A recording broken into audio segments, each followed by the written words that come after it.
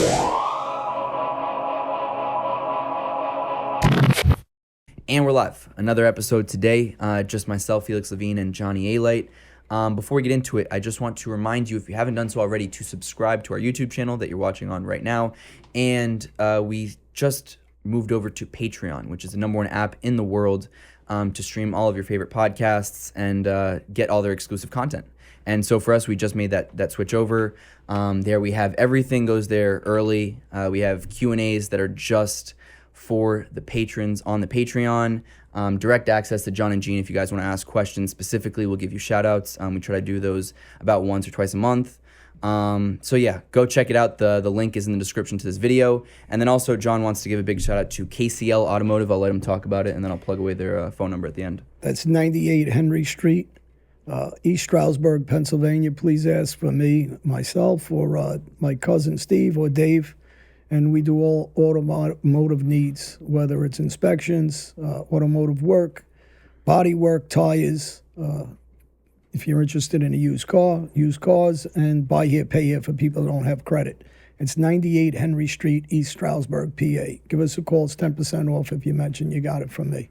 And that phone number is 570-534-8497. So today, there was some news yesterday. We had there was an article written in I believe the New York Daily News about a previous guest that we had on the show, John Rubeo. And I'll let John kind of comment on that. I know he has a lot of thoughts and feelings, and I know a lot of you have seen that article that was published, I believe it was Friday, October 30th. So we're recording this the next day. So, you know, the judge in that case had a lot to say about, I believe you watched the interview with John Rubeo, and I believe that we were John's first and only interview since he was done with that program, whatever it was. So I'll let you take it away. I know you have a couple things to address. So first off, what I have to address is this show is not glamorizing the street. It's depicting it in its true state. In other words, what exactly happened to us in the past, my personal life, and what we're passing a message to young men, kids, girls, guys in prison, not to follow this path. So by the articles that were written in the Daily News and then followed up by Gangland and followed up by Cosa Nostra News, and other outlets and smaller papers have contacted me about what exactly was said. With all due respect to Judge Sullivan, to the FBI, to local law enforcement, to prosecutors, to lawyers, defense attorneys. This isn't a political show. This is a show that I put together with Felix and Gene later on that my objective is one-fold. It's not political.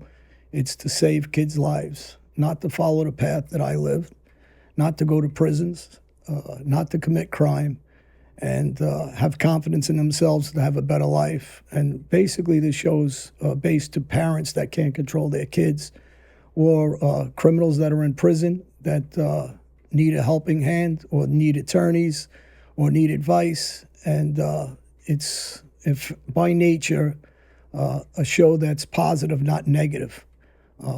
Every word that comes out of all our mouths can't be to the satisfaction of everybody that's listening, obviously.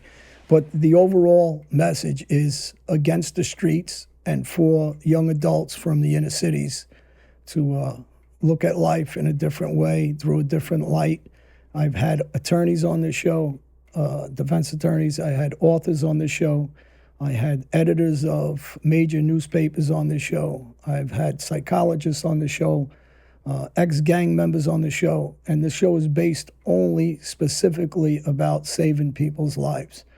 And me personally, I've been doing this and going at this for about 9 years, working with tons of organizations, Men Empowering Men, Second Chance programs, first-time offenders, Queens District Attorney's Office, Montgomery Township Police Department, Ocean County Police Department.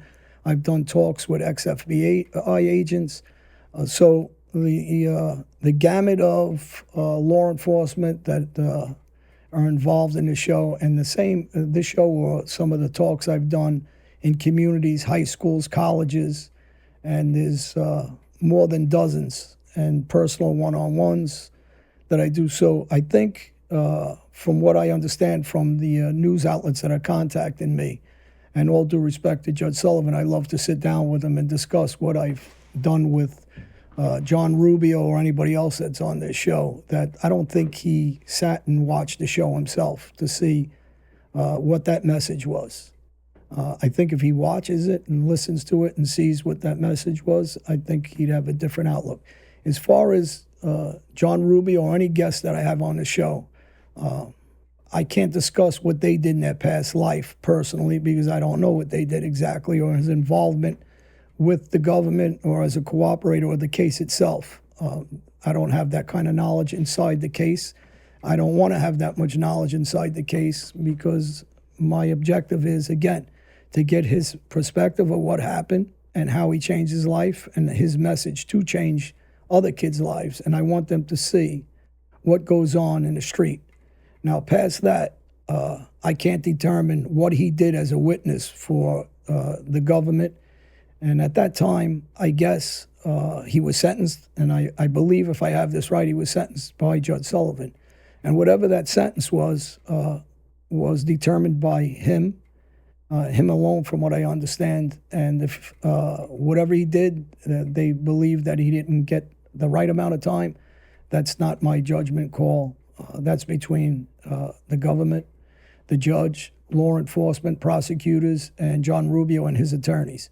So I'm not going to pass judgment on that. That's not my place to pass judgment. But my place is only, again, to save lives of kids, young men in prison, out of prison, on the street, parents that can't handle their kids. And that's the perspective of me in this show. And I think also even on a personal anecdote really as well, when you first called me, when I joined in a couple months in, I think, and the only reason I really agreed to do it is because, especially as an outsider, as someone who was never the farthest thing away from that, is I think everyone's always fascinated by the life. I think, no one endorses the violence, but I think that regardless, it's just human nature to be interested by the mafia and what they did. But I think that, again, to really touch on whether it's John Rubio or someone else, we bring these guests on to, yes, talk about, what they did in the life. Hopefully it's never glamorized. And again, that's what we try to stray away from.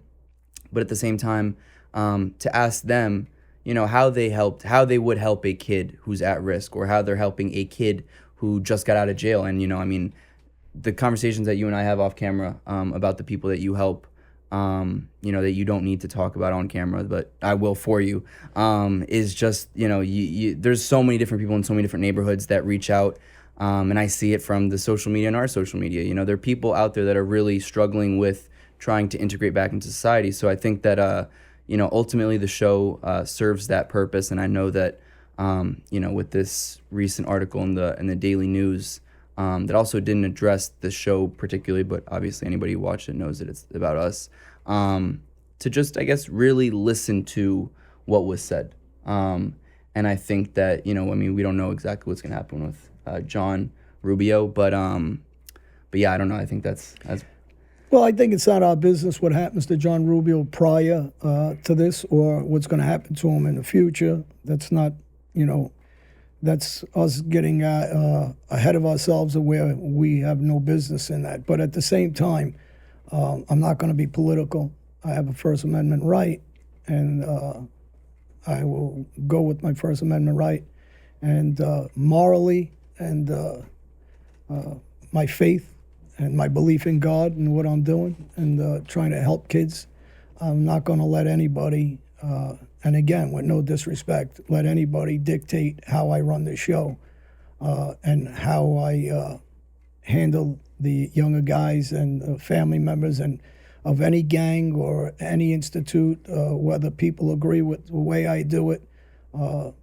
In this room, this is going to be my decision how I save lives.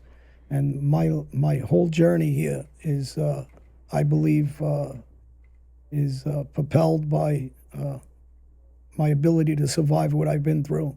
God giving me the ability to save myself, and the ability to reach out to kids and young adults that have been in trouble, and to teach them to like themselves, love themselves, do the right thing with their life, and follow a path that is conducive to have a great life in society and family life. So, that being said, again, I appreciate anybody that's listening to this, and we do talk explicit in some of my crimes, some of my past, and I do it so people understand. I talk about all my violence, and I talk about the things that I was involved with, sometimes in a joking manner, although it's not a joking manner.